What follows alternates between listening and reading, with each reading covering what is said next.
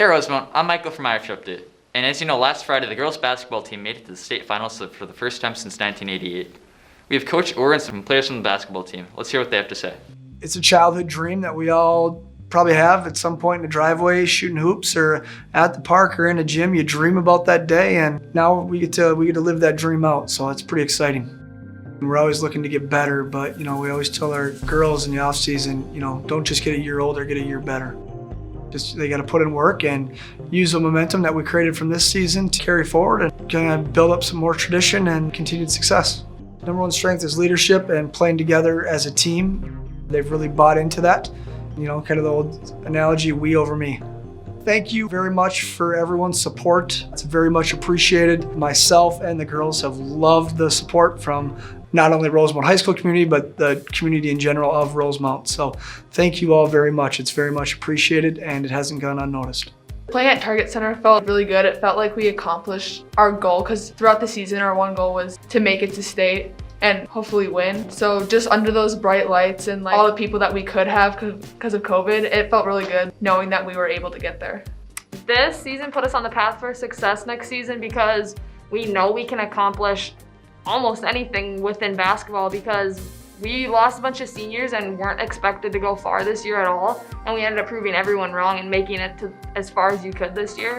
So that just proves that next year, even though we're losing some of our great basketball players, we have the strength to get as far as we want with hard work. The best part of the season for me personally was our first state game against Farmington.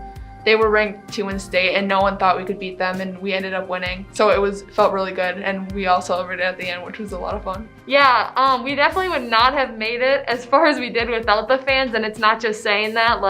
We had teachers, we had the support of restaurants providing meals for us, and all the teachers and staff members and community, the little girls, everyone there cheering us on and giving us the support. That made it we wanted it all the more for everyone. And so we couldn't have done it without Rosemount backing us up. Wow, what a great season.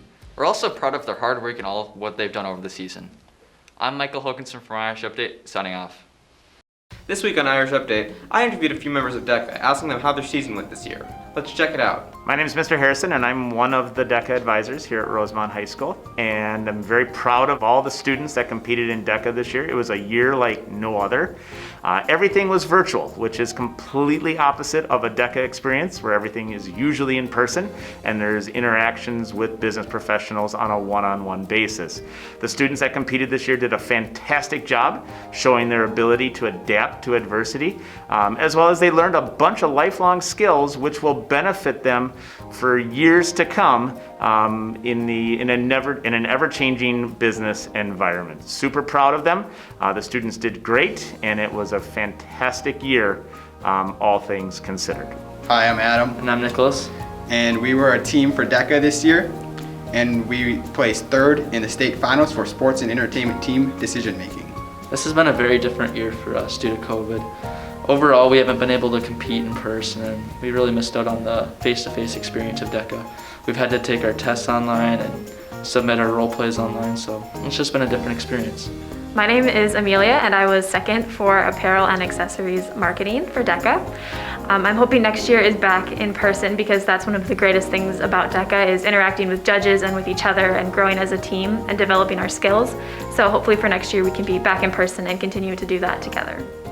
We hope to see you next year in DECA, and if you are interested in joining DECA, we'd love to have you come join us. We meet every Friday in room 120 at 7 a.m., or you can always stop by room 126 and we'll give you more information as well. Thank you, and we'll see you soon. On behalf of everyone in Irish Update, we would like to congratulate the following students for their state recognition. Thank you, and see you next time. Hey Rosemount, we're back with even more teachers from last time.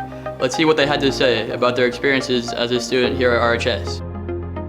Hi, I'm Sarah Mon, and I graduated from Rosemount High School in 1987. Hi, my name is Marcy Berg, and I teach Strategies 11, and I co-teach English 11 here at Rosemount High School. And I graduated from RHS in 2011. I'm Ricky Sainty. I graduated from here in the year 2000. I teach physical education. All right, I'm Mr. Orr. I'm a 2001 graduate of Rosemount High School. I teach Phi Ed and Health here, and I'm also the head girls basketball coach. Hi, Hi, I'm Abby Mon, and I am a special ed teacher here at Rosemont High School, and I graduated in the class of 2014. My fondest memory of Rosemont High School was in 1998 when the boys hockey team beat the top-ranked Bloomington Jefferson team by scoring a goal with 10.5 seconds left to win. Some of my best memories were from my senior year of marching band, performing in the Leprechaun Days Parade at the Metrodome and also in St. Louis. Did I ever think I was gonna teach here? I always thought I was gonna teach elementary school, so no, I did not think I was gonna be here. I did a long-term sub here about 26, 27 years ago and never left. I think the biggest changes that I've noticed is just the amount of technology that our school uses now. When I went to high school, we did not have iPads for every student. So I think it's really cool that each student has their own iPad and we're able to kind of change how we learn.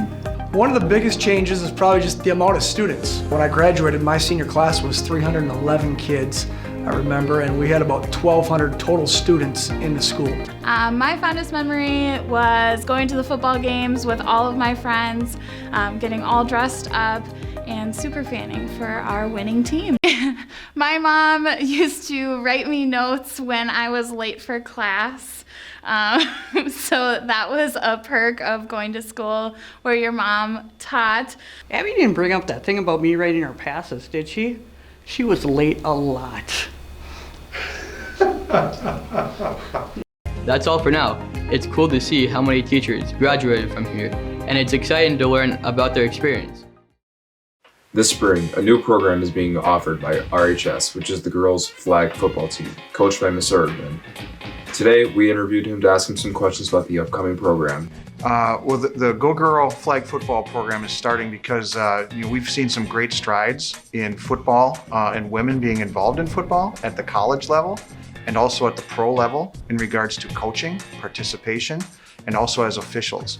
But we really haven't seen much of that happen at the high school level. This last year, our first high school football game, playoff game, we had a female official. That's the first time in my 32 years as a coach we've had a female official. And so I was looking at what can I do more to foster opportunities for girls to be involved in learning the sport of football so that they could take more active roles, hopefully down the road as well. So any of the information people want to learn about Go Girl Flag Football, it's at the website, www.gogirlflagfootball.com. It'll have in there that how you can register as a team of 7, or you can register as an individual player and we will put you onto a team. The deadline, I would encourage girls that if they're interested in registering to do this before mid-May, because we will be building out our schedule of teams and who they're going to be playing each week. So if this is something you're interested in, please go there and register, find out more information. You can come see me in the school if you have questions, but you'd want to do that before mid-May because we will be kind of closing registrations and making the schedule out. Alright, so make sure to sign up by mid-May for the girls' flag football team if you're interested. This has been Noah Mespin with Irish Update, signing out. Welcome to Minute Facts with Ash, the part of the show where Ash comes out and shares some minute-long facts. Did you know? Peanut butter, the worldwide hated snack that got its superhero origin in Canada, actually could be converted into a diamond, as in the kind your mom might wear in her finger kind of diamond. Being highly made of carbon, peanut butter subjected to enough high temperature and pressure could actually make a gem that could be potentially sold for millions. But the only problem is, because this process requires a lot of high budget science hickory-doos and gadgets and whatchamacallits, you can't just buy a jar of peanut butter and say you've increased your net worth extremely. But if you did want a faster way to fortune, hair, another material high in carbon, could produce the same results. The only problem is, would you want the more disgusting way to fortune, or the more, edible but also disgusting way as well? Well, your move, Jack. This has been Minute Facts with Ash. Tune in next time to hear Ash say, You know, take back what I said about peanut butter. It's not that bad. Kind of makes me wonder if I should take back what I said about maggots and bugs as well.